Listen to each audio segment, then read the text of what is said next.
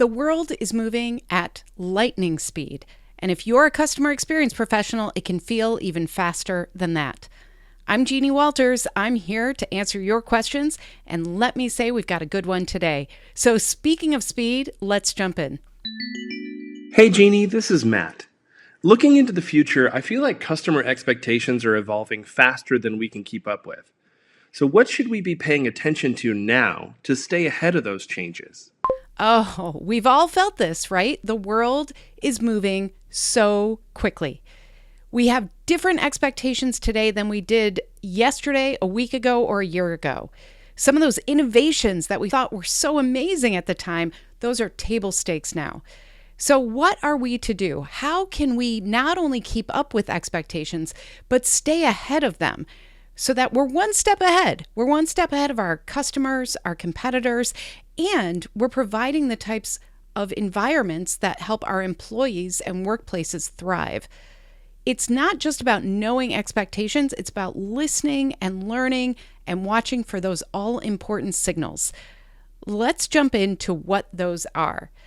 First thing I want to say is we need to watch behavior, not just feedback. Now, anybody who's been on this journey with me for a while knows that I don't believe in one magic metric. There is no one indicator that's going to tell you how humans will behave in the future. That's because humans are a little irrational. We don't make a lot of sense. We make decisions based on emotions, then we rationalize them later. So while we might say things like, yeah, my New Year's resolution is going to the gym every day, we believe that in the moment, but our behavior doesn't reflect that. So what I want you to think about is, what are those moments of behavior that we should look at, that we should see what's going on exactly, and what our customers are telling us through their actions. Places to look: where are customers abandoning the journey? Where are they leaving you? That can give you a big indicator about maybe something not being offered that they want, or something not going as smoothly as they want. Now remember, your competitors are not just in your industry. Your competition is simply everywhere that customers interact. As human beings, our expectations go up when we see that as a customer, wow, I can get free overnight shipping from them. Why aren't you giving that to me, retailer? Why aren't you doing that for me, B2B vendor? So we have to remember that when we are seeing behavior, they might be telling us this isn't enough. So don't just rely on what they're telling you, but make sure you're looking at how they're behaving. Another place to look is self-service. How are those tools getting traction or not? Are we giving customers what they need in those moments when they want to feel empowered and take things on? And really, what are the channels that they're gravitating towards? A lot of customers are telling us they prefer text over calls, but they still want that option. So what is their behavior telling us? Look for all those signals within the context of what you are offering and what you are trying to achieve with your customers. Think of behavior as ways that customers are telling you things without verbalizing them.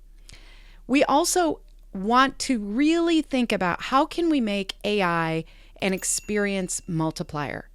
A lot of the talk around artificial intelligence right now is around cost savings. It's around things like reducing the cost of labor in efforts to achieve efficiency. But if it's not about an effort to achieve a better experience for the customer, then we will be disappointing them. There is no doubt that AI is here. There is no doubt that customers pretty much expect things to be fast and personalized and emotionally resonant. AI can actually help us do that if it's strategically implemented. We, as the customer experience professionals, have to continuously advocate for AI to be an experience multiplier and not just about efficiency or cost. So think about when to use those AI-powered tools. Now, we've talked about some of the examples out there, how Amazon uses it to make a suggested next purchase that makes sense, that is relevant to the customer. You might think about how you can keep customers more proactively informed. If they're expecting a delivery and it's going to be delayed, AI can be great at generating and sending those communications. We also want to look for ways to make things human feeling and to make sure that humans have a way out of those AI journeys if they want them. So specifically around chatbots, if we can make the chatbot show a little emotion, feel conversational, customers will tell us that it's working for them. They appreciate the speed. They appreciate that the bot can find data very quickly. They appreciate all of that. But it's when they're in those loops that they can't get out of, where it's not answering their question, it's not understanding them, and they don't have an escape hatch. We need to make sure that we provide that for customers along the AI journey.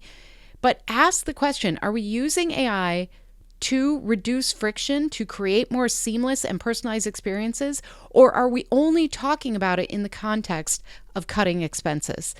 Because if it's the latter, we are probably not using it to create a better experience for our customers. All right, let's talk about the idea of agility. You've probably heard that many organizations talk about the need to be agile. We need to be agile and adaptive and responsive in real time. And all of that is absolutely true. But in today's world, we also have to apply the idea of agility to our customer and their journey. They are not staying in one place. They are not necessarily expecting the same journey over and over again. So what can we do to match that agility? Well, one is to make sure that we are keeping our journeys up to date by looking at things like behavior and feedback and leveraging AI to really dig into those insights in a faster way. Using real-time data, using real-time feedback to coach people in the moment. So if our customers are running into something and having a bad experience, we can actually step in while it's happening instead of waiting for that feedback to arrive. There are all sorts of ways that there are tools that are helping us with this, but really applying the idea of being both agile internally and then looking for ways that we can match our customers' agility, that's a mindset shift as well. So make sure that you're communicating about agility in what you're doing today within your organization. I would also encourage us to think about what we offer our customers in a more modular way.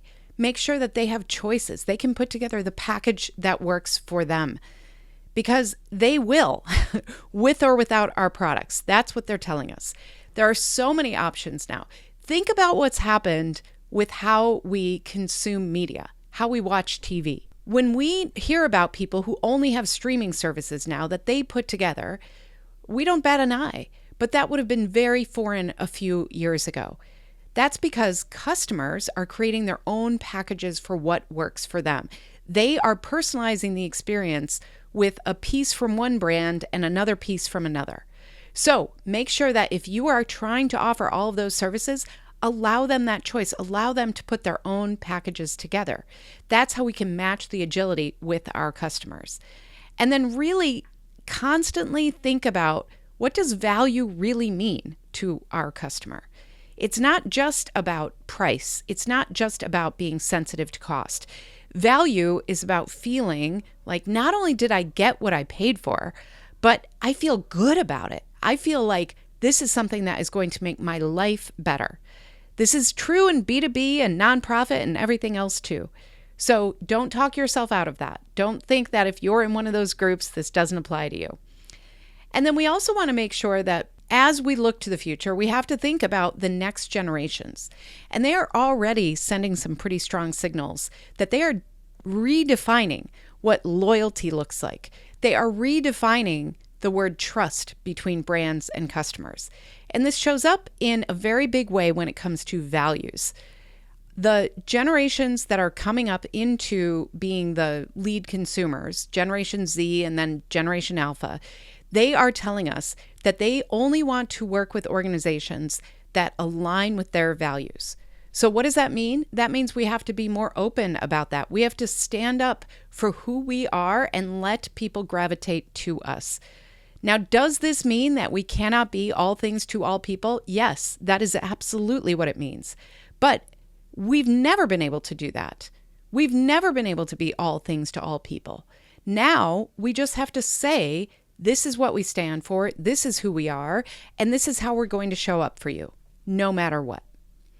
This is why you've heard me talk about the idea of a customer experience mission statement so many times. Because if you can align your brand values with what your customers are expecting and make sure that no matter where they are in the journey, they're getting that consistent experience with who you are, not just what you sell. That is so important to the customer experience of today and tomorrow.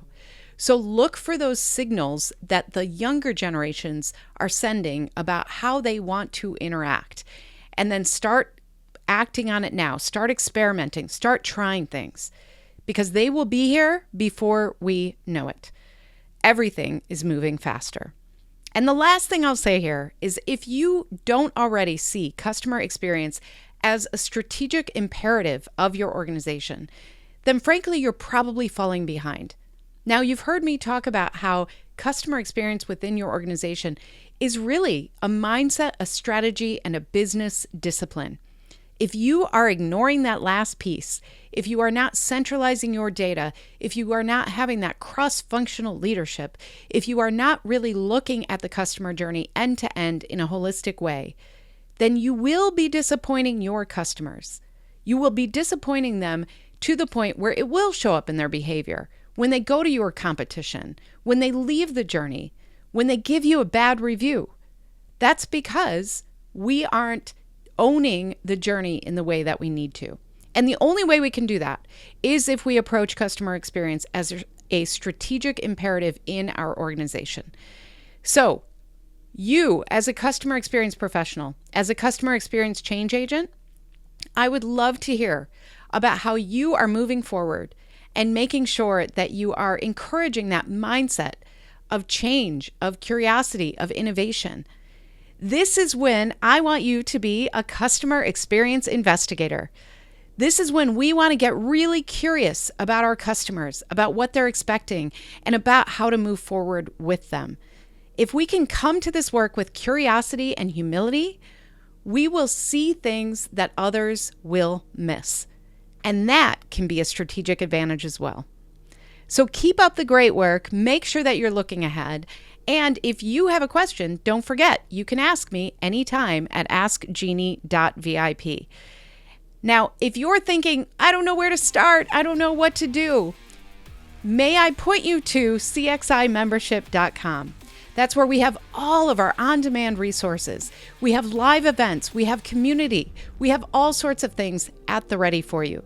So check that out at cximembership.com, and I hope to see you there. Thanks for joining me. We'll see you next time.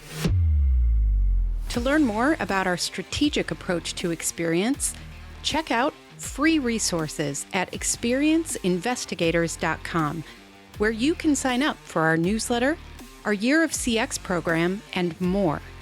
And please follow me, Jeannie Walters, on LinkedIn.